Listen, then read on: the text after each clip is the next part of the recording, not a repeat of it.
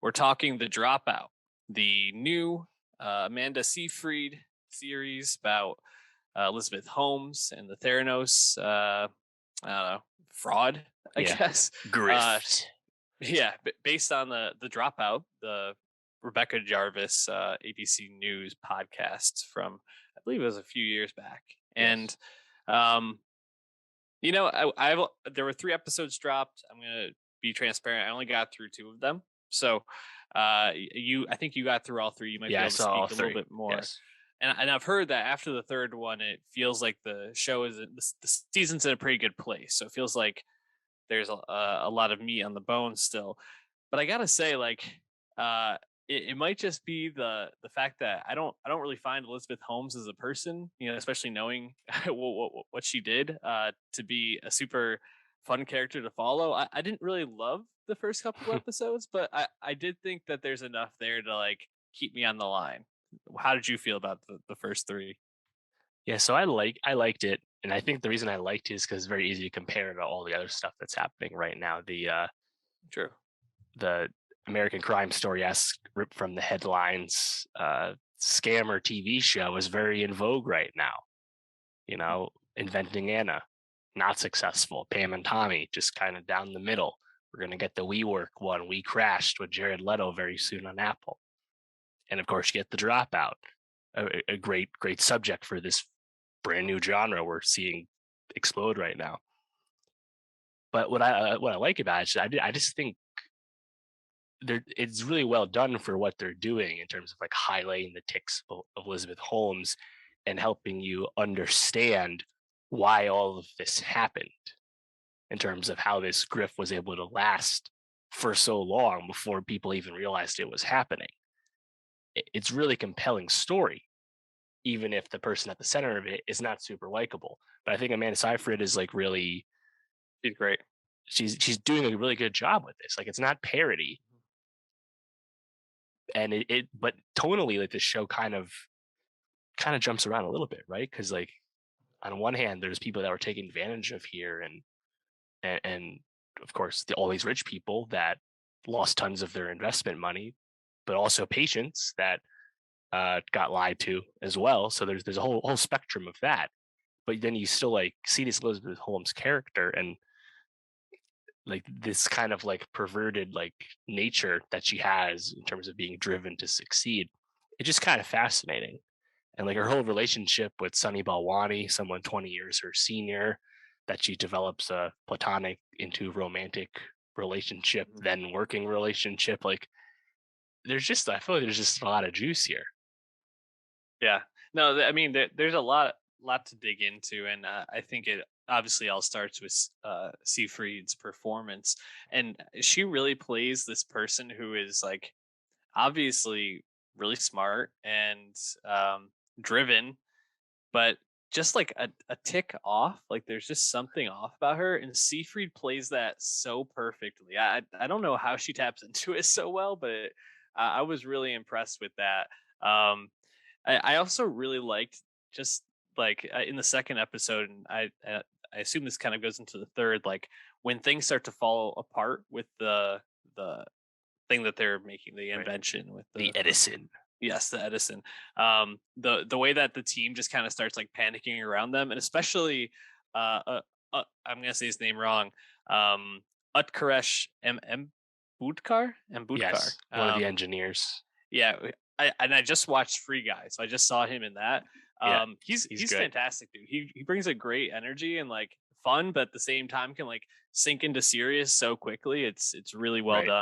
done. And so I found that sort of thing compelling. I think some of the stuff in the first episode, like the table setting of like her Right. upbringing, it's kind of crazy that her dad was also, in like the Enron scandal, I like know. or at least Yeah. like I didn't involved in know Enron. that. Just insane.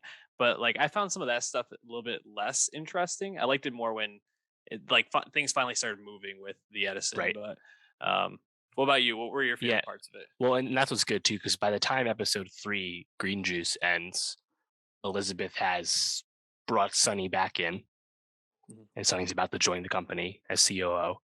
But also Elizabeth is kind of like reinventing that like girl boss take over the world thing, right? black turtleneck is back. She's Yeah. invoking that deeper affectation in her voice that she's practicing on the show so much. I really like how like you see those scenes because Amanda is like doesn't do it perfectly, right? Like really shows how she's like trying to like develop like a almost alt persona for her public facing self. It's really interesting.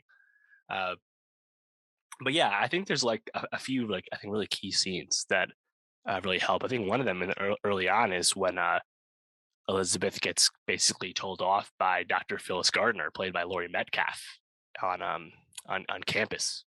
I think it is, and kind of the whole highlights the whole Elizabeth Holmes problem, right? Is like she's so driven to succeed and change the world, or at least be credited with changing the world, that she's not actually stopping to figure out how to go about doing that, right? It's like skipping all these steps, Yeah. and she gets told all that and still does it anyway, right? And Mhm. it kind of makes you think too. It's like maybe if Elizabeth Holmes had tried something that she could have perhaps innovated in easier, something outside of science. I don't know. Maybe she actually would have been successful because she was really good at getting people to believe in her and give her money. Yeah. Yeah, no, she definitely was charismatic and obviously very driven and uh I mean just watching the scenes of her like in Japan, just how serious she was Yeah, or China, she was in Beijing. China, yes. Um just how serious she was. I think they do a really good job of kind of helping you understand who the character is and just like that drive. It's just I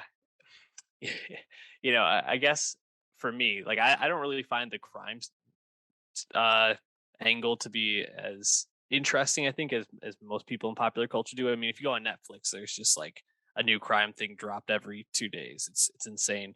But I really like Seafried, and I feel like where she's gone from kind of being like one of the breakouts in Mean Girls to this like more serious roles. She's still kind of in that like second or third tier, but Right. um Oscar nominated for Mank. right. I feel like she's got potential to eventually be pulling in some really high level roles on a consistent basis, and that this is a decent look for her. I mean, it's a Hulu Definitely. miniseries, but um you know that means a lot more now than it would have a couple of years ago. So For sure. And she actually was replacing Kate McKinnon in this role. I couldn't think have seen that. Amanda's definitely a lot more convincing as like in college Elizabeth Holmes than Kate McKinnon would have been. I think that's obvious. But yeah, I mean, I also really liked that scene with Larry Ellison on the boat. I think that's another really good, like, just highlighting how Silicon Valley works more often than not, kind of thing. And then a scene in episode 3, which you didn't see yet, where she goes to the Genius Bar to fix her iPhone and like kind of dresses down without even realizing it. This person who doesn't know what she wants to be yet in life, which is obviously very antithetical to what Elizabeth Holmes has been, someone who always knew what she wanted to do forever. And then she immediately follows that up by going to the board, and the board wants to replace her as CEO. And she almost lifts this dialogue she just had with this random Genius Bar employee at the Apple store and uses it to save herself and save her position as CEO, and thus bring Sunny in the process. Like, I think the shows is it just has a lot more going on than some of these other rip from the headline shows we've seen recently, and that's what I appreciate about it. Um, Also, like Stephen Fry is just on the cast as one of the guys in the lab, just awesome. I know Yeah. Sam Waterston and Alan Ruck will be coming up as well. So yeah, I I'm not a true crime guy at all, but like when like these kind of series are dramatized in this way, I do find it more interesting, especially when it's like this and it's you know trying to juggle kind of a lot of things at once.